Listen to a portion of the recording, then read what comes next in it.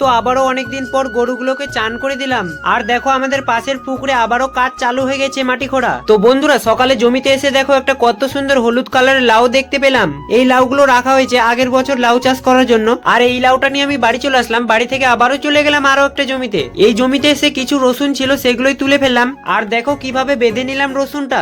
এগুলোকে ঝুটি বলে, দাঁড়াও দেখাচ্ছি। আমার কাকিরাও এইভাবে বেঁধেছে। এইভাবে বেঁধে রেখে বাঁশের উপর ঝুলিয়ে দিলে নষ্ট হয় না। আর আমার কেটিএমটা নিয়ে যখন বাড়ি আসি তখন দেখলাম আবারও মাটি খোঁড়া স্টার্ট হয়ে গেছে। আর দেখো আমার বাবা এখানে বাতাগুলো মারছে বসে। বাড়ি এসে দেখলাম তালা মারা রয়েছে, তাই চাটার এক সাইড দিয়ে রসুনগুলা রেখে দিলাম। আর চলে গেলাম গরুগুলোকে নড়া দিতে। আর এখন আমি গরুগুলোকে নড়ে দিয়েছি আর চলে আসলাম বেলের গাছের নিচে। আর আসার সাথে সাথেই দেখো ভগবানের দর্শন দেখা হয়ে গেল। এটা আমাদের গ্রাম ঠাকুর, আমরা গ্রামতলাও বলি। এখানে আমি এসেছি বেল কুড়াতে, কিন্তু বেলটা ভালো ছিল না। আর এখান থেকে সিধা আবারও জমিতে চলে আসলাম কতখানি জল হয়েছে তাই দেখতে। আর এখন আমাকে জমির দিকে দুপুরবেলা আসতেও কোনো রোদ লাগে না। এখন এগুলো আমাকে আরো ভালো লাগে।